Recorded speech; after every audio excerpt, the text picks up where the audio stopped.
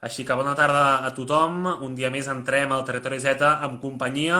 Avui parlem d'alcaldes i alcaldesses joves de Catalunya per conèixer com és la feina d'alcalde o alcaldessa en temps de coronavirus i també quan algú encara és jove i té poca experiència en política. Comencem amb la Eva Amposta. Ella és l'alcaldessa del Pinell de Brai, a la Terra Alta, al sud de Catalunya, un municipi de 1.000 persones. Què tal, Eva? Com estem? Bona tarda. Hola, bona tarda. Et volia preguntar abans de començar a parlar de la teva tasca com a alcaldessa. Tu també formes part de Movem Terres de l'Ebre, que és una força progressista, ebrenca i ecologista per moure les Terres de l'Ebre, i com que aquí en principi ens segueix gent d'arreu de Catalunya, et volia preguntar quina és la principal reivindicació o la principal demanda que teniu des de les Terres de l'Ebre, perquè la gent també sàpiga els vostres problemes.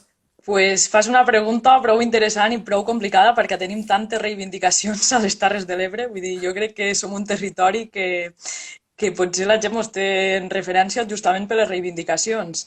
Llavors, clar, començaria a parlar des del trasbassament, des de massificació eòlica, des de tenim el projecte Castor. Bueno, la llista és una mica llarga.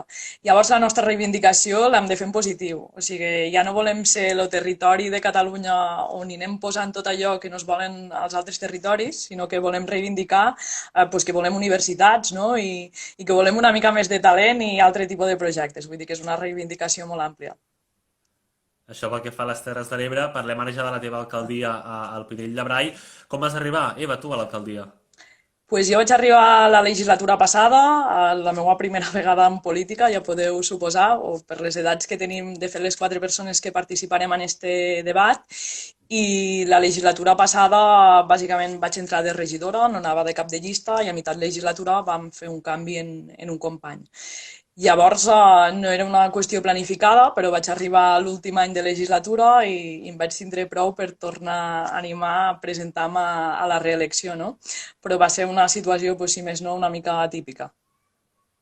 Deixa'm dir-te, Eva, que ets l'única persona de les quatre amb qui parlarem avui que té entrada a la Wikipedia. Per tant, també Ostres, estàs dins d'aquest grup selecte de persones amb entrada a la Déu-n'hi-do. Wikipedia. T'anava a preguntar com ha canviat o com és el teu dia a dia com a alcaldessa des que vas arribar-hi ara fa un any, imagino, a les eleccions de l'any passat. Com és això? Bueno, de fet, clar, quan estàs a l'Ajuntament, indiferentment si ets alcalde o si ets regidor, el que és el dia a dia te canvia bastant, no? A nivell de temps, és estar en un lloc que t'exigeix a invertir molt temps, sobretot si tens projectes encoratjadors, no? Que vols fer sí o sí i que ja te ho proposes també com una qüestió col·lectiva, però al mateix temps personal, de poder-los tirar endavant. Llavors jo crec que el dia a dia està molt condicionat en sempre la disponibilitat i la responsabilitat que tens en les tasques que fas a l'Ajuntament. El dia a dia, pues, ara mateix vivim un dia a dia que és molt imminent, no? O sigui, la situació actual ens ha fet oblidar una mica els projectes més a llarg termini, ens fa gestionar un dia detrás de l'altre i de forma molt immediata, però si més no, la dedicació s'hi nota. Sí, sí. T'anava a preguntar ara per això del coronavirus, del confinament, com ha canviat la vostra feina i la teva tasca com a alcaldessa a causa de tota aquesta pandèmia? Bueno, han canviat la planificació que teníem, no? Als ajuntaments planifiquem coses a curt termini i d'altres a més llarg termini i el que ha fet és canviar-ho tot. Simplement ens hem tingut que adaptar en una situació molt més de supervivència. Potser no seria la paraula, però és que en la situació tampoc me sembla, podríem dir-ho així, no? Llavors, clar, el dia a dia és molt estressant per això, perquè tens la informació molt justa per poder planificar molt poquet. Llavors és una mica impotent, no? De no poder donar respostes, els veïns fan moltes preguntes, no només, o sigui, veïns i coneguts, hi ha molts dubtes i no poder resoldre, perquè no els podem resoldre, malauradament, tots els alcaldes, llavors això pot frustrar una mica. Què és per tu el més complicat de ser alcaldessa, no només en temps de coronavirus, sinó en general aquest any que has pogut viure de més normalitat? Què ha sigut el més difícil?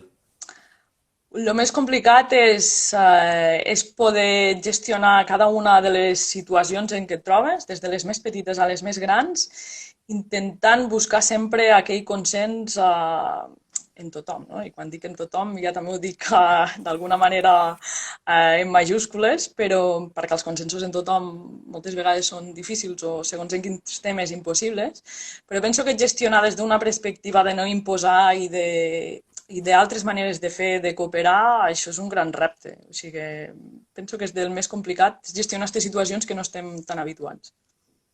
El teu municipi té 1.000 habitants, com dèiem abans, és el més gran dels que parlarem avui, però segueix sent un municipi molt petit comparats amb d'altres de Catalunya. Si tinguessis l'oportunitat de ser alcaldessa d'un poble més gran, amb 10.000 persones, 50.000 persones, també ho faries o ja seria una altra cosa? Jo crec que també ho faria, no? O sigui, no mos presentem a unes eleccions en funció dels habitants que té el nostre municipi, sinó en funció de les idees que tenim i dels projectes que volem tirar endavant. Llavors, penso que sí, que serien projectes diferents, probablement, o realitats diferents, però jo crec que no mos ha de fer por això, el volum a gestionar, sinó al revés. Un parell de coses seves ja abans d'acabar. Clar, imagino que en pobles tan petits el contacte cara a cara amb els conciutadans, per dir-ho així, és molt habitual. Aquí a Barcelona, per exemple, que jo soc de Barcelona, no tenim contacte fluid amb l'alcaldessa, però en canvi imagino que tu pel carrer veus amb molts dels veïns, comenteu moltes coses, també aquest contacte també és una gran diferència. Sí, té la part bona i la part no tan bona, no? Però ja t'ho dic que les dues parts són bones, però en aquest sentit això et permet tindre moltes vegades la impressió que tenen directament i la confiança per poder dir les coses. Sí que és veritat que penso que també s'han de marcar límits, no? Per una qüestió personal de les persones que estem al davant de dir, bueno, me pots dir qualsevol cosa en qualsevol moment, però potser hi ha coses que les hem de tractar a l'Ajuntament o que les hem de tractar en una certa informació, però la part bona és esta, que hi ha la confiança, que tots ens coneixem i que pots tindre impressions molt directes i conèixer com viu tothom. Llavors, això bueno, jo ho valoro positivament i crec que pot ajudar molt a una persona a l'hora de prendre decisions. I vaja, per acabar, us aniré preguntant als quatre alguna cosa del vostre poble que tingueu especial, alguna cosa que ens puguis dir, mira, al Pinell de Brai tenim això que és molt nostre. Què diries?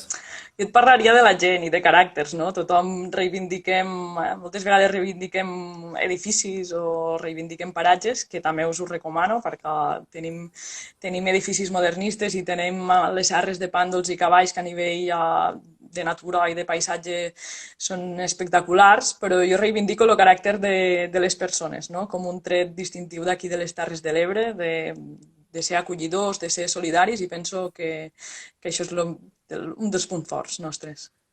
Doncs ens quedem amb això, des del Pinell de Brai a la Terra Alta, ella és l'Eva Amposta. Eva, gràcies per participar a aquest live i molta sort en el futur. Gràcies a vosaltres. Que Una vagi molt abraçada. bé. Adeu. Igualment.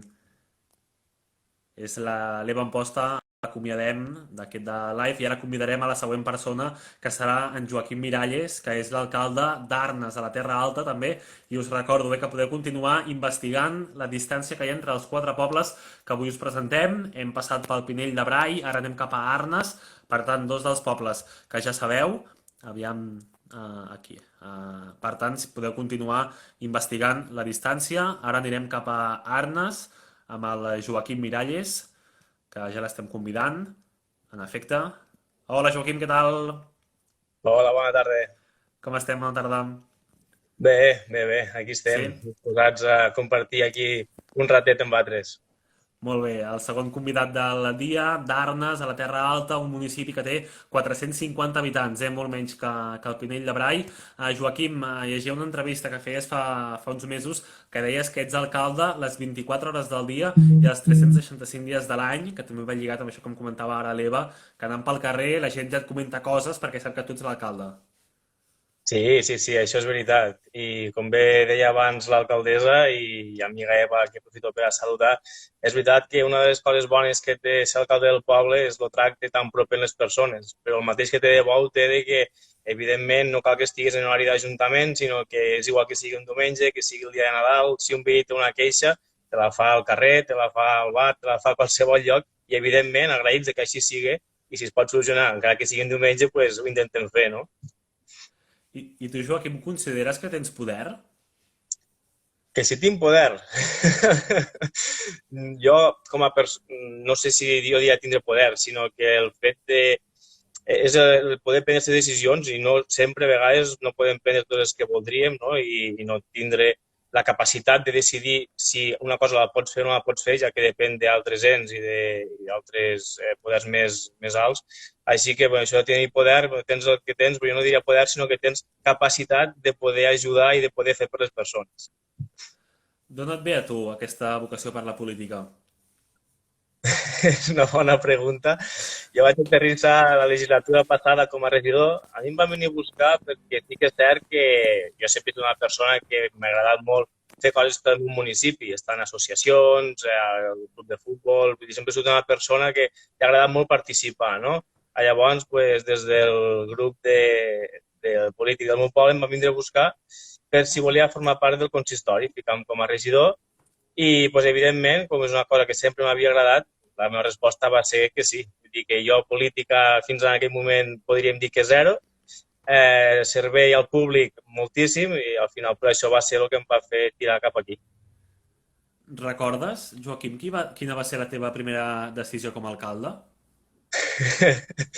La meva primera decisió com a alcalde, si no la primera de les primeres, perquè la primera vam tindre una averia d'aigua bastant gran i vam tenir que destinar bastants recursos per arreglar-la, va ser la de la lluita constant i al final la perseverança va fer que ho aconseguim d'obrir una sala de rehabilitació al municipi, una cosa que va ser molt important ja que al ser una comarca que estem per infraestructures, les comunicacions no són massa bones, el poder disposar d'un servei així al municipi evitava que la gent gran tingués que desplaçar-se fins a 30 o 40 quilòmetres i pogués tindre allà el poble. Això va ser una de les primeres coses que vaig fer com a alcalde aquí a Arnes.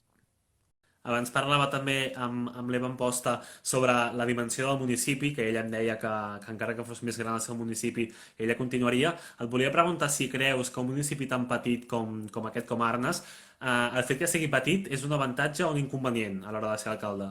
Té avantatges, però evidentment també té inconvenients. El bo que té que sigui un poble tan petit és que pots conèixer de primera mà les necessitats de tots i cada un dels veïns i, evidentment, és més fàcil intentar resoldre-les, no? Intentar almenys escoltar-les totes i mirar el que es pot fer. Inconvenient, que tots ens coneixem. Aleshores, les crítiques també són de primera mà, les crítiques de persones properes a vegades potser són les que et fan més mal, tot i que la majoria de vegades són constructives, no? Però n'hi ha que no ho són i al conèixer-nos tots, doncs bé, acabes sabent qui diu què i què diuen de tu, no? Però bueno, jo crec que és més un avantatge que un inconvenient. Et sents una mica una espècie rara en un món d'alcaldes que habitualment no? Coneixem l'alcalde gran, l'avi del poble, que sobretot al Pirineu són els alcaldes i alcaldesses. Sent tan jove, et sents una mica una espècie fora de lloc, en certa manera? La veritat és que cada dia menys, cada dia menys i tenim la gran sort de que la gent jove cada cop s'està involucrant més en el món de la política i comencen com a regidors joves, si tenen la sort i els agrada es presenten com a alcaldes i la gent ho veu que és la gent jove, no?, la que ha de tirar endavant el territori, però sí que és veritat i és molt curiós. Jo quan vaig presentar, quan vaig entrar d'alcalde a la legislatura passada, sí que anaves a reunions, anaves a molts llocs i clar, quan et veien i presentaven com l'alcalde d'Arnes, no dient l'alcalde, no pot ser, no? Deu ser el regidor, deu ser algú... La figura d'un alcalde tan jove és veritat que a hores d'ara encara no està prou consolidada, però sí que cada vegada més la gent jove estem tirant avant perquè ens importa el municipi, ens importa la nostra terra i el que volem és tirar-ho endavant. Així que jo animo també a tota la gent jove que té aquesta vocació, no, de servei públic que s'animi perquè és una experiència molt, molt bona. Una última cosa, abans de passar a la pregunta final, Joaquim, et planteges més futur a la política, anar més enllà d'alcalde d'Arnes? Bueno, jo sempre ho he dit, al principi ho és descartat. El primer any, quan vaig acabar, vaig dir fins aquí. Però no, és veritat que sí és un món que m'agrada, m'agrada poder ajudar les persones, llavors no hi ha una millor cosa que la política per a poder-ho fer, però jo sempre he dit el mateix, no seré jo qui ho dirà, sinó que serà la gent del meu voltant, serà la gent del meu poble, la gent del meu partit principalment, si creu que tinc la validesa per a tirar més amunt o per a assumir altres càrrecs, per part meu, evidentment, que serà que sí. I l'última, Joaquim, alguna cosa d'Arnes, algun fet que vulguis destacar del teu poble? Clar, jo diria, com molt bé dit l'alcaldessa abans, de les Terres de l'Ebre, jo diria que la gent de la Terra Alta, les Terres de l'Ebre, d'Arnes, són una gent molt oberta, una gent molt acollidora, però ja que ho ha dit ella, jo et diré que el que tenim aquí és un paisatge és fabulós, tenim aquí els ports, tenim un molt bon vi, gastronomia, mel, el que tirem a la Terra Alta és un producte de proximitat, de quilòmetre zero, i la seva gent ho fa tot encara molt més millor. Doncs ens quedem amb aquesta reflexió d'en Joaquim Miralles, que és l'alcalde d'Arnes, a la Terra Alta. Joaquim, gràcies i molta sort. Moltes gràcies, igualment. Que vagi bé. Que vagi molt bé. Una abraçada. És el segon alcalde que passa avui per aquí, pel territori Z. Anem per la tercera entrevista. Ara viatgem cap a la Ribera d'Ebre, a la Palma d'Ebre, per parlar amb la Marina Rojals, que és de l'alcaldessa d'un municipi de 340 persones. L'estem convidant a aquest live. Us recordo que podeu continuar calculant la distància. Què tal, Marina, com estem? Bé, molt bé. Bé, et veig a fora, Tu sí que prens Sí, l'aire. sí. Ben fet, ben fet. La Palma d'Ebre, ara comentava, un municipi de 340 persones. Has de compaginar, tu, Marina, la feina d'alcaldessa de la Palma d'Ebre amb altres ocupacions? Ara mateix només estic fent d'alcaldessa perquè és una mica complicat posar-se al dia. I durant el confinament, com ha canviat la teva feina com a alcaldessa? És el que dèiem, que vam fer molt teletreball i, com han dit els alcaldes anteriors, doncs que moltes de les coses que ens preguntaven els veïns no teníem resposta i intentar fer de tot, des de fer reunions, des d'anar amb la brigada que desinfecte, el que convingui. A tot arreu, el que faci falta aquests dies. Abans del confinament, quan tot era més normal que no pas en aquesta època, què diries que era més exigent de ser alcaldessa? Jo vaig començar una mica accidentada perquè vaig començar amb un incendi, el de la Ribera d'Ebre. A l'octubre vaig tindre els aiguats i ja no hem parat. O sigui que normalitat encara no n'he tingut com a alcaldessa. Però I el més exigent que et suposa aquest càrrec? la responsabilitat. De vegades de prendre decisions que a vegades poden ser difícils, però que s'ha de fer. Com resumiries, així, en 30 segons, tota la feina que implica ser alcaldessa? Perquè a vegades potser la gent es pot pensar això és un municipi de 300 habitants, és poca cosa, però tu tens molta feina a fer darrere d'aquest càrrec. Sí, sembla que no hi hagi tanta feina, però realment, i més en un poble petit, que moltes coses, hem de fer moltes coses, hi ha molta de la feina que no es veu, que és la que majorment ocupa, o sigui, la que es veu és poca al final. Feina que no es veu, com per exemple? Doncs a totes les reunions, o per poder fer un projecte, tot el que has de fer darrere, o per poder arribar a un acord, tot el que has d'anar mirant. Són coses petites que realment no es veuen fins que no arribes al final, o coses que potser aquest any no es veuran i es veuran l'any que ve la feina que has fet ara. Abans parlàvem una mica del tema dels partits polítics. En municipis tan petits com aquest, com la Palma d'Ebre, els partits polítics quin paper juguen en les eleccions i en el dia a dia del municipi? Ens ajuden molt amb el tema de l'estructura. Dic que com a dia a dia, clar, com a molt a la comarca, però aquí al final, en un poble petit, és el que dèiem, el que preval sempre és les persones que hi ha al davant, més que les sigles que portem. L'únic que et donen l'estructura que tu per ser tan petit no podries tindre. És a dir, que no hi ha les picabaralles que podem veure a grans ajuntaments o al Parlament entre partits polítics i aquestes discussions polítiques que a vegades veiem. Sí, aquí no, això no arriba. Això no passa. No passa. I la cosa es queda més tranquil·la, la cosa. Sí, és diferent, és diferent. És un altre nivell. I també imagino que el diàleg, que és evident, també abans m'ho comentaven els teus companys, que el diàleg constant, no?, amb veïns, no sé si hi ha alguna entitat al poble, també és molt més fluid en pobles com aquest que no en grans municipis. Clar, perquè quasi podríem dir que de la meitat d'associacions n'hi formo part, o sigui, que estem tots a tot arreu i és clar, el tracte és molt directe, no? És com una ciutat més gran o un poble més gran inclús. Aquí als set petits tots te trobes. Tu també vius, com abans ens explicava en Joaquim, sent alcaldessa 24/7, tots els dies de l'any, que en qualsevol moment algú et pot reclamar alguna intervenció com a alcaldessa? Sí, i tant. Seria estrany que no passés. O sigui, que no tens un horari fixe de dir, ara faig d'alcaldessa, ara ja puc descansar, sinó que l'exigència és constant.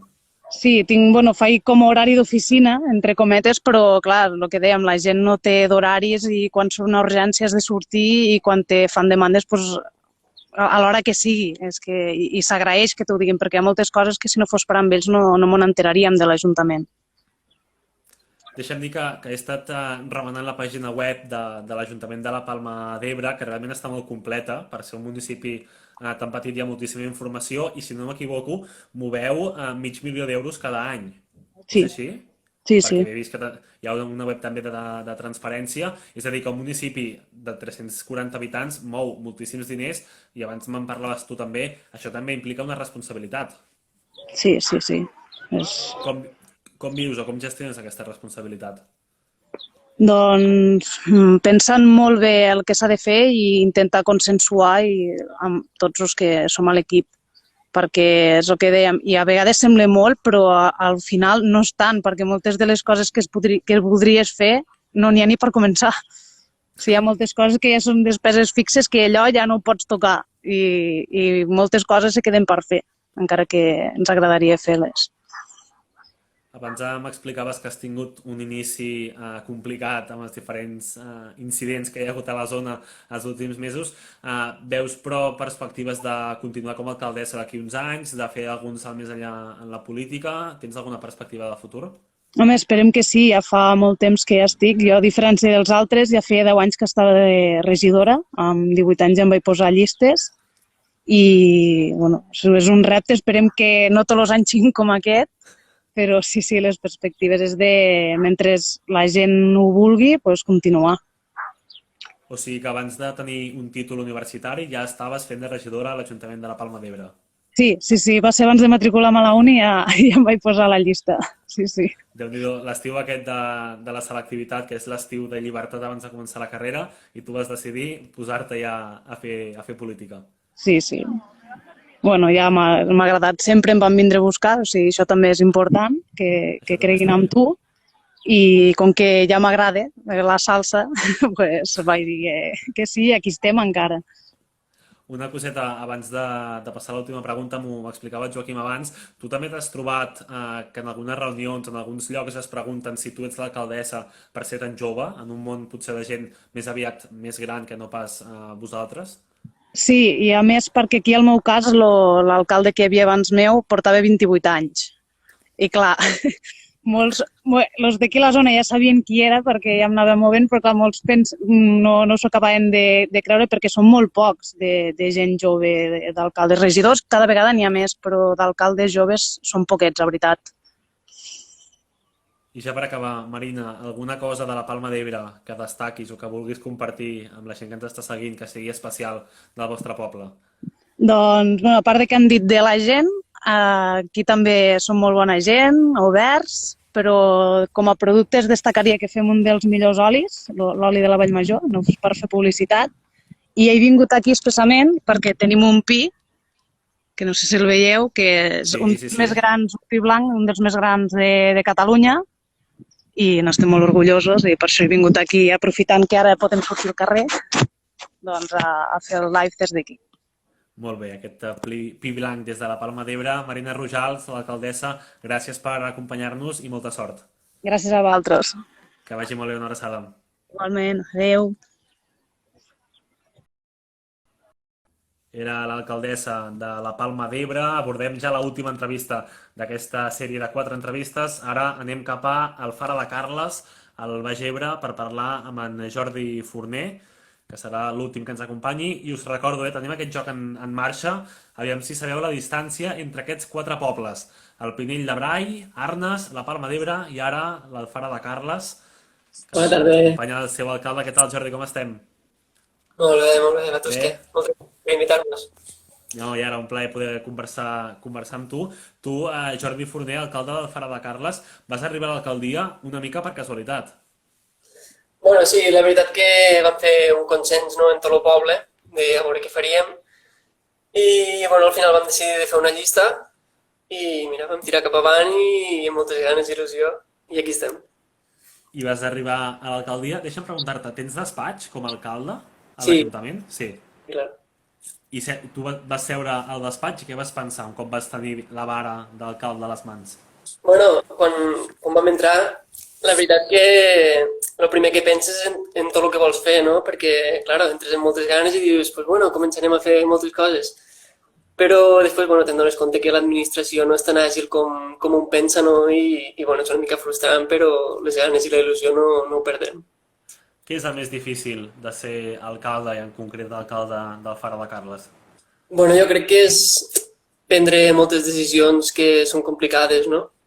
I a part també vivim en un poble on ens coneixem tots i et sap mal a vegades prendre decisions que puguen afectar gent que estimes, no? O sigui que aquest contacte tan cara a cara que em comentaven també els teus companys, a vegades també és un hàndicap a l'hora de governar. Són avantatges però també inconvenients. I abans també li preguntava, no sé si a l'Eva o al Joaquim, tu consideres que tens poder?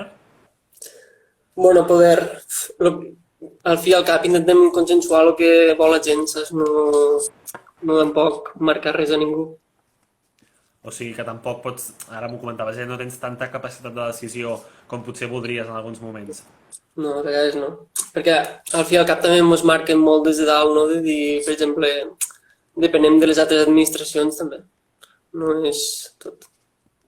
Quin és el teu dia a dia com a alcalde abans del coronavirus? Perquè imagino que tot ha, bueno, és evident que tot ha canviat molt amb el confinament. Abans, al febrer, al gener, quan podies exercir com a alcalde amb normalitat, quin era el teu dia a dia? Sí, bueno, és depèn del dia, no? Cada dia és diferent. És també el bo, no? Que no sempre estàs fent el mateix.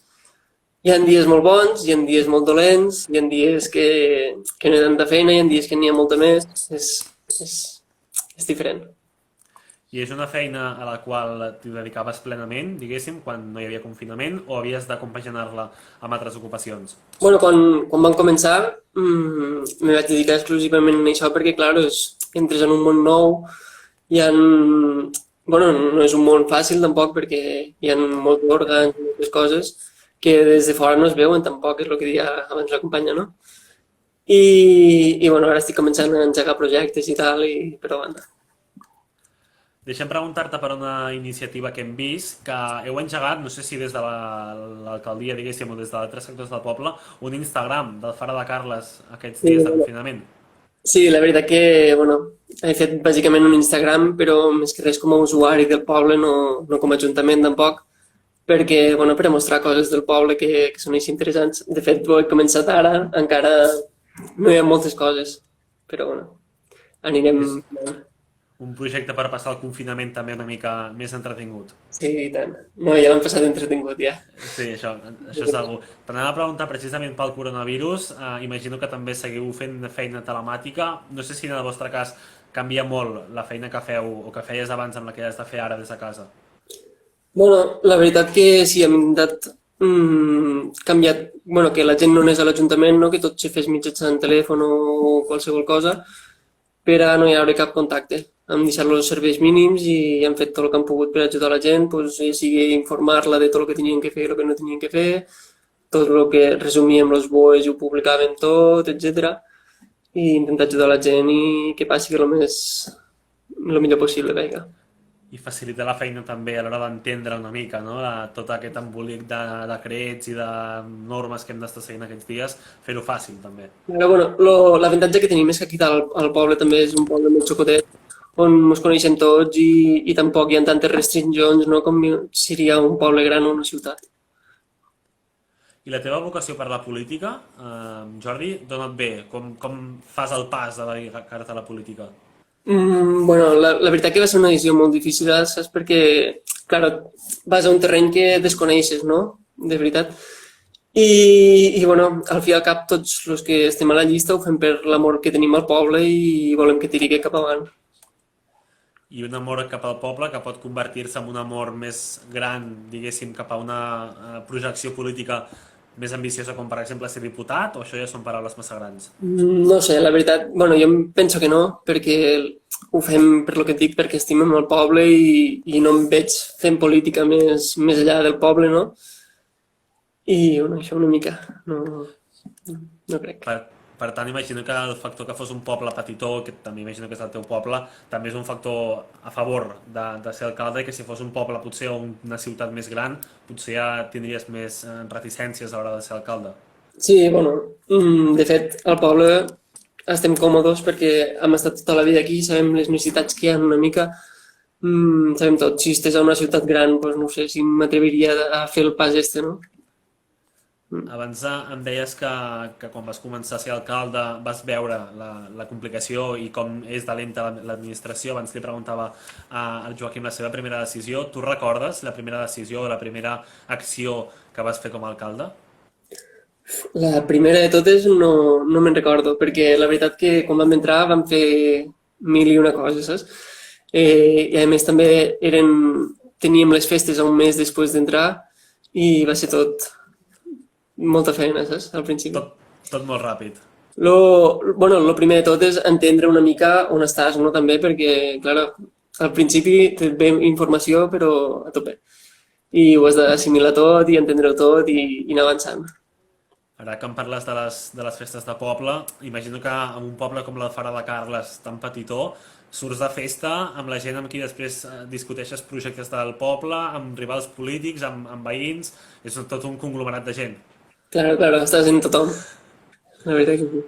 O sigui que al matí estàs a una taula reunit i a la tarda estàs fent unes copes al bar. Sí, i tant. És la gràcia d'aquests pobles. Jordi, per acabar, alguna cosa que tingueu a l'Alfara de Carles, així destacada, que vulguis compartir amb els seguidors, que sigui distintiu vostre? Bueno, el que tenim destacat al poble no és el poble en si, perquè vivim al cor del Parc Natural dels Ports. Tenim unes vistes i unes muntanyes espectaculars que tenen molta història, i així tenim el Castell de Carles, que és àrab. Tenim la primera fàbrica de vidre pla de tota Espanya. Tenim fàbriques de paper, molins, tenim un bandoler panxample que és molt conegut arreu del món. Tenim moltes coses que el fan únic, no? Déu-n'hi-do, la llista de l'Alfara de Carles des del Baix Ebre. Jordi Forner, moltes gràcies per acompanyar-nos i molta sort en endavant. Gràcies, vinga, que vagi bé. Que vagi molt bé, Jordi, gràcies.